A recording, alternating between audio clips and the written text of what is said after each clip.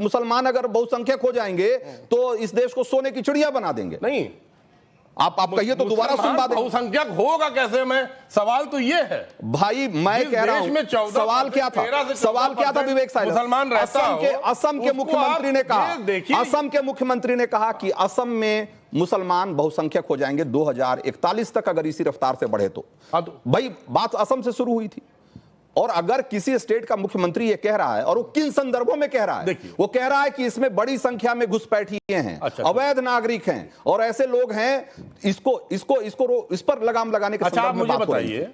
आप उसको हिंदू मुसलमान क्या कश्मीर में मुसलमान बहुसंख्यक हैं कि नहीं? वो देश का हिस्सा है कि नहीं? अब लीजिए, अब अगर हम गोवा चले जाएं या हम केरला चले जाएं तो एक क्रिश्चियन कम्युनिटी आपको मिल जाएगी। जरा जल्दी से अबू आजमी का बयान सुना दीजिए, जरा विवेक साइलेंस को क्लैरिटी होना जरूरी है। आप हवाला देकर के कहते हैं कि 2041 में वो मेजॉरिटी में आ जाएंगे मुसलमान, इतनी आबादी जो अगर उनकी बात यह है कि मेजॉरिटी में आ जाएंगे, अगर उनका हवाला सही है तो भारतवर्ष की जनता को खुश होना चाहिए कि अगर मुसलमान मेजॉरिटी में आ गए ना तो भारतवर्ष को सोने की चिड़िया बना देंगे। सोने की चिड़िया कब कहा जाता था भारतवर्ष? किसके राज में खाया जाता था? ये सर्च कर लो आप। मुगलों के राज में भारतवर्ष सोने की चिड़िया था, हर घर में सोना था, हमारे देश का जीडीपी बहुत ज्यादा था, हमारे यहाँ गरीबी नहीं थी, एक्सपोर्ट हमारा बहुत बड़ा था, जब भी अंग्रेजों ने इस मुल्क पे हमला किया। शिवम त्यागी, ये व्हाट्सएप फॉरवर्ड पढ़ के अबू आजमी जो ज्ञान दे रहे हैं कि हर घर में सोना था और हमारी जीडीपी क्या थी जरा पता करें। उनको नहीं पता होगा कि जीडीपी क्या थी, लेकिन वो ज्ञान दे रहे हैं ऐसे कि जैसे कि एक्सपर्ट हैं इकोनॉमिक्स। मैं बड़े सम्मान से कहना चाहता हूं कि राजनीति और खास तौर पर टेलीविजन पर जब कोई आए तो तैयारी करके आए। एक तो इनका नेता ऐसा है ऑस्ट्रेलियन रिटर्न अखिलेश यादव के, उनको कुछ पता नहीं और उनके प्रवक्ता तो उनसे भी बड़े हैं। प्लीज आप इनको बीच में रोके, मैं इनके बीच में बोला नहीं ना, अब एग्जांपल दे रहा हूं। इन्होंने जो बीच में इनको बीच में मत बोलो, कोई लाभ नहीं है ऐसा। अगर इसका कोई बात है, फर्जी डिग्री नहीं है, पर्सनल अटैक नहीं थी तो वापस काय कर ली फिर? पर्सनल अटैक नहीं सुना। अभी पिछले चुनाव में अपने आप को ऑस्ट्रेलिया रिटर्न बताया था, इस बार वापस कर ली, दिखाया ही नहीं, फर्जी थी डिग्री। अब बोलने दीजिए, थैंक यू। इन्होंने जो आपके सामने अभी वो भाजपा का पढ़ा, उस सारा का सारा मैनिफेस्टो भाजपा का है ही नहीं। कुछ भी झूठ बोल रहे हो, आपको प्रवक्तागिरी छोड़नी पड़ेगी, एफआईआर करनी पड़ेगी मुझे। आप ये बेकार की बातें कर रहे हैं। वहां पर चंद्रबाबू नायडू की है मैनिफेस्टो, पढ़ क्या है कीजिए, बेकार में बातें अगर कुछ भी कह देंगे, भला कोई बात है क्या? अरे वो चंद्रबाबू नायडू है भाई, वो भाजपा नहीं है। टीडीपी के साथ आप इनको रोकिए। एक मिनट विवेक साइलेंस, आपने जब बात कही आपको सुना गया ना। एक मिनट विवेक साइलेंस, ठीक है, नहीं आपकी बात सुनी गई ना। अब शिवम को बोलने दीजिए, मुझे मेरा समय मिले। अब आप मुझे ठीक है, नहीं आपका वक्त आएगा, आप टीडीपी के साथ काउंटर करिएगा, लेकिन अभी रुकिए। तोड़ दीजिए, झूठ मत बोलिए, झूठ मत बोलिए, अब इनको रोकिए ना, सरकार गिर जाएगी। आपस में बात नहीं करेंगे, हम लोग यहाँ ऑडियंस से मुखातिब हैं। एक मिनट, हम ऑडियंस के प्रति जिम्मेदार हैं, ऑडियंस से मुखातिब हैं, आपस में बात नहीं करेंगे, ऑडियंस को देखते हैं। विवेक साइलेंस ऐसे बहस आगे नहीं बढ़ पाएगी। हाँ शिवम, यही इनकी प्रॉब्लम है। तो मैं यही कह रहा हूँ, पहली बात इन्होंने आते ही कहा कि भाजपा का मैनिफेस्टो है, इनको इतना मौलानाओं को इतनी तनख्वाह दे रहे हैं, मुसलमानों को कुछ नहीं दे रहे जी हम, और ना हमारे मैनिफेस्टो में। झूठ बोल रहे हैं ये आदमी बिल्कुल। और मैं मानता हूं ऐसे आदमी को तो पढ़कर आना चाहिए। टीवी पर आ जाता है उठकर पार्टी का पक्ष लेने, पता कुछ है। अब इनको रोकेंगे ना प्लीज, मैं इनके बीच में नहीं बोला, कोई आगे बढ़िए, अपने समय बोले। अब आगे आता हूं। इन्होंने कहा कि भाई वो अबू आजमी कहते हैं कि अगर मुसलमान देश हो गया तो हम तो दुनिया के नंबर 1 देश हो जाएंगे। बंटाधार हो गया उन देशों का जहां जहां पर ये अतिक्रमण हुआ। पर्सिया ईरान हो गया, मेसोपोटामिया इराक हो गया, पाकिस्तान 1947 में जब आजाद हुआ, जब इस्लामिक कंट्री नहीं था, 1956 में आते आते उन्होंने अपने आप को इस्लामिक कंट्री कर दिया। अगर कश्मीर में ज्यादा हो गए तो वहां से हिंदुओं को भागना पड़ गया। अगर तमाम ऐसे उदाहरण मिलेंगे आपको कि जहां जहां इस तरह की स्थितियां बनी है, दिक्कत हुई। और जहां तक कहा गया असम के मुख्यमंत्री द्वारा, वो बिल्कुल ठीक कह रहे हैं कि भाई जहां पर भी संख्या यानी कि जनसंख्या जो है उसकी असमानता बढ़ी, वहां पर अपने आप में परेशानी बहुत ज्यादा क्रिएट हो गई। और ये इसमें कोई एक्सेप्ट करने में कोई बुराई नहीं है।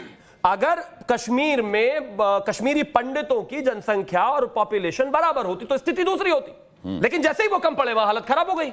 और इस देश में मुझे कुछ कहने की आवश्यकता नहीं है, सब जानते हैं, सब अपने अपने मोहल्लों में रहते हैं अच्छे तरीके से, हर किसी को पता है। अब ये कह रहे हैं कि हम 240 पर आ गए तो हिंदू मुस्लिम करने लगे। नहीं भाई, हम हिंदू मुस्लिम कर रहे हैं, हम तो कोई हिंदू मुस्लिम नहीं कर रहे। हम सिर्फ एक चीज कह रहे हैं कि जो इतिहास में हुआ है, जो दुनिया में हुआ है, जहां पर भी अभी देख लीजिए ना, इसे भी छोड़ दीजिए आप, यूरोप में आए दिन देख ही होंगे आप सब, तो टीवी देखते ही हैं। अभी इंग्लैंड में देख रहे हैं, कल परसों लीड्स में क्या हाल हुआ, कौन कर रहा है, क्या कर रहा है, क्या देश नहीं जानता क्या? किस तरीके से पेरिस में हुआ ये देश नहीं जानता क्या? क्या हालात होती हैं ये देश नहीं जानता क्या? सबको पता है। ये पता नहीं क्यों जबरदस्ती प्रवक्ता बने हुए हैं। भाई जो सच है उसको कोई नहीं बदल सकता।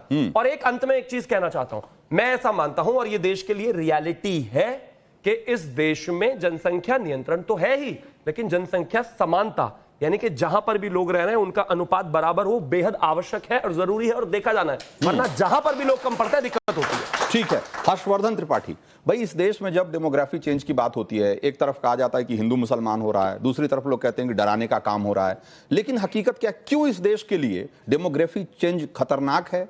और क्यों आपको लगता है ये आपके हिसाब से जब हेमंता विश्व शर्मा ये कहते हैं कि भाई ये खतरनाक, जब वो कहते हैं कि हमने कई जिले खो दिए, ये खो देने का मतलब क्या है? और वो क्यों इस बात को लेकर के इतने परेशान और चिंतित दिखते हैं कि भाई इस देश में कि उस राज्य में डेमोग्राफी इस तरीके से बदल रही है? देखिए रंजीत जी, सबसे पहले स्पष्टता के साथ हमें समझना चाहिए कि भारतवर्ष है क्या। 1947 में अंग्रेजों की गुलामी से मुक्त हुआ कोई भूखंड भारत नहीं। भारतवर्ष वो है जो हिमालय से महासागर तक का एक उसका तय टेरिटरी है, जिस टेरिटरी को हम ढेर सारे वेदों में, ढेर सारे पुराण उपनिषद सब में हम उसको पढ़ते आए हैं। हमारी अपनी इस भूमि को लेकर मान्यता है। और अगर डेमोग्राफिक चेंज की बात होती है तो उसको मूल जो उसका स्वभाव है, जो बेसिक स्ट्रक्चर है भारत का, वो बदलेगा। जहां जहां मुसलमान हैं उन देशों की स्थिति जरा समझ लेनी चाहिए। और जो सबसे दुनिया का अमीर देश हो, जरा उसकी उत्पत्ति और कब से वहां समृद्धि आ गई, सिर्फ ज्यादा नहीं, आपने बहुत अच्छे से चूंकि बता दिया तो बहुत विस्तार से उस पर जाने की जरूरत नहीं, लेकिन फिर भी चीन का यात्री ह्वेन सांग जब आता है तो भारत की समृद्धि संपदा को लिपिबद्ध करता है। जब नालंदा विश्वविद्यालय को बख्तियार खिलजी जलाता है तो उसको पता है कि दुनिया की समृद्धि का, दुनिया के ज्ञान का भंडार यहां है। जब भारत में लोग आते हैं तो उनको रेशम पता चलता है तो दुनिया आधे नंगे घूमती थी, कपड़ा पहनने की तमीज नहीं थी। जब अंग्रेज भारत में आते हैं तो उनको लगता है कि अरे इतना संपन्न देश, इतना शानदार देश, उस देश से उन्होंने अपने देश को कहां पहुंचा दिया। कोहिनूर उसका एक उदाहरण है। मुगल जब आए तो बाबर को जितने इतिहासकारों ने लिखा है उसकी शुरुआत यहां से होती है कि बाबर जब बड़ा हो रहा था तो उसको भारतवर्ष दिख रहा था, जहां की समृद्धि संपन्नता के किस्से व्यापारियों से, कारोबारियों से सुने थे। जितने लोग इस देश में आए वो सब के सब इस भूमि को लूटने, खसोटने आए। और अगर अबू आजमी ऐसा बेशर्म बयान देते हैं तो इसमें पार्टी लाइन नहीं होनी चाहिए थी। मैं फिर से कह रहा हूं और आग्रह कर रहा हूं, इसमें पार्टी लाइन नहीं होनी चाहिए थी। इसमें हर पार्टी को साथ आकर कहना चाहिए था, मुगल इस देश को बनाने नहीं, लूटने आए थे, बर्बाद करने आए थे, कुसंस्कृति देने आए थे। जितने तरह के नरक हैं वो सब इस देश में उनके साथ आए, अत्याचार करने आए थे। ये झूठ बोलना बंद करना चाहिए। बिल्कुल। तो आपके इस बयान पे तालियां बज रही है। मैं चाहूंगा कि आप क्या सोचती हैं जब ये अबू आजमी जैसे लोग ये कहते हैं कि एक बार उनको दीजिए माइक, फिर उसके बाद आपके पास आते हैं। हाँ, कि जब ये कहते हैं कि भाई भारत सोने की चिड़िया मुगलों के समय था और हम फिर से बना, बहुत देसी सी बात है। जिसके घर में दाने उसकी चिड़िया क्यों जाए कमाने? दाने तो यहाँ थे, उड़ उड़ कर कौन आए? मुगल आए। यहाँ आकर जब दाने भर गए तो वो क्या कह रहे हैं? बड़े शर्म की बात है। लेकिन यहाँ मैं एक सेंटेंस और कहूंगी, हम क्यों महाराणा प्रताप की माँ को भूल जाते हैं? हम क्यों शिवाजी की माँ को भूल जाते हैं? क्यों अपने बच्चों को डराते हैं ऐसा होगा तो ऐसा होगा? उनको क्यों उस काबिल नहीं बनाते? उस समय में शिवाजी ने कहां से कहां तक पताका फहराई थी, आपको सबको याद होगा। शिवाजी का क्या कहना था? सिर सलामत तो पगड़ी अनेक। लेकिन हमारा राजपूत क्या कहता था? हमेशा जान दे देंगे, सर धड़ से अलग कर देंगे। हमें अपने बच्चों को क्या सिखाना है? सर सलामत तो पगड़ी अनेक। लेकिन सर को सलामत रखने के लिए खुद को मजबूत करना है। आज माताओं को चाहिए 24 घंटे बच्चों को एसी में ना बिठाकर घर से धक्का बाहर करें, थोड़ा सा खेलें, कूदें, करें, कमाएं, हाथ पैर चलाएं। उसके बाद हिंदुस्तान को कौन डरा सकता है? ना डराइए, डर से आगे ही जीत है। आपसे मैं कहूंगी मुस्लिम आबादी 14% नहीं 17% है। ठीक है, हाँ ठीक है। तो आपको अब्बू आजमी साहब एक छोटा सा किस्सा सुना देती हूँ। हाँ जल्दी में जल्दी बोल रही। औरंगजेब को बहुत अच्छा सुलह कुल की नीति से मुगल साम्राज्य मिला था। आए लुटेरे थे लेकिन मिला था। उन्हें शौक चढ़ा कि पूरे हिंदुस्तान को हम इस्लाम में बदलेंगे। आलमगीर, जिंदा पीर भीड़ लेकर के चल दिए। हुआ क्या, दक्षिण भारत तक गए लेकिन लौट के वो इंसान यहाँ नहीं आ सकता। औरंगाबाद में जब उसकी मृत्यु हुई है, आंख खुली हुई थी। सारा का सारा दक्षिण भारत सिमट चुका था, उत्तर भारत लौट नहीं पाया था। मराठों के ढोल बज रहे थे और औरंगजेब की जान जा रही थी। इकलौती बेटी उसके पास बैठी हुई थी। ये देश जो है, पाकिस्तान को देख लीजिए, इकट्ठे होकर गए थे कि हम इस्लामिक है, हम एक शानदार देश बनाएंगे, भारत से अधिक शक्तिशाली देश बनाएंगे। आज क्या हालत है, रोटी को तरस रहे हैं। ये शस्य श्यामला धरती थी, यहाँ पर आए थे, इसको देखकर आए थे, कमाने के लिए आए थे। वहां रोटी नहीं थी, सूखा था। ईरान में मैं रह चुकी हूँ। ईरान बहुत अच्छा देश था। 1400 साल पहले वहां पर इस्लाम आया, शियाइज्म, शिया उन्होंने अपने आप को कहा। लेकिन जोरास्ट्रियन ने इस्लाम स्वीकार नहीं किया, वो किसी भी तरह से भारत आ गए। आज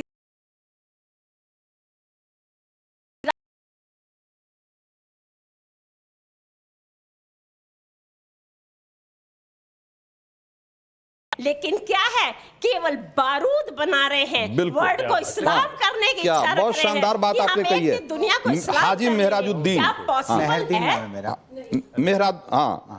मेहरुद्दीन, तो मेहरदीन जी, हाजी मेहरदीन जी। तो ये जो अब अबू आजमी का एक तरफ बयान और दूसरी तरफ जो हर्षवर्धन जी ने और हमारे दर्शकों में से जो लोगों ने कहा, अब आपको मुझे लगता है कि सही सही जवाब मिल गया होगा कि इस देश को जो लोग कहते हैं कि मुगलों ने सोने की चिड़िया बनाया और हम फिर मुसलमान ही इस देश को सोने की चिड़िया बनाएगा, तो ये मुगालता जो पाल के बैठे हुए लोग हैं उनको करारा जवाब मिल गया होगा, मुझे लगता है। देखिए, मैं बताना चाहूँगा आपको कि इतिहास को आप कभी बदल नहीं सकते। जो इतिहास है उसको आप कभी ना नकार सकते। ये इस तरीके की बात, ये तो हकीकत है कि मुगलों के टाइम में जो है सोने की चिड़िया हमारे भारत देश को कहा जाता था। और जो ये बार बार औरंगजेब का नाम लेकर आते हैं, मुगलों के टाइम में जीडीपी भी हमारी बहुत अच्छी थी इसमें कहने में, और पूरा अखंड भारत भी था हमारा, वो उस फिर नहीं रहा। और मैं दूसरे हेमंत बिस्वा शर्मा साहब के जो है बयान पे जाना चाह रहा हूँ कि वो कह रहे हैं कि 40% वहाँ पर जो है अगर ये हो जाएगा तो वहाँ पर जो है परिवर्तन हो जाएगा। वो झूठों के सरदार हैं। वो इस तरीके की जो बात करते हैं उनका पूरा फास्ट चेक जो है हमारे बैरिस्टर साहब ने पूरी प्रेस कॉन्फ्रेंस करके बताया कि नहीं, आपके बैरिस्टर साहब भी कह रहे थे कि भाई मुसलमान बहुसंख्यक हो जाएंगे तो क्या हो जाएगा, क्या हो जाएगा भाई, हमने बता तो दिया। और यहाँ के बैठे हुए सारे लोग बता रहे हैं कि जहां जहां मुसलमान बहुसंख्यक हुए वहां क्या क्या हुआ। और इस देश में भी एक स्टेट जहां की बहुसंख्यक है मुसलमान, जम्मू और कश्मीर, वहां कश्मीरी पंडितों के साथ क्या हुआ, वो इस देश का इतिहास गवाह है। देखिए जी, असम उसका वो इतिहास गवाह है ना उसका। मेहरुद्दीन जी सुनिए, नहीं उस पर बात करिए ना। जब ओवैसी कहते हैं कि तो क्या हो जाएगा, सर आप सिर्फ क्या हो जाएगा कह देने से नहीं होगा। आप जो कहे मैं वो बोलना शुरू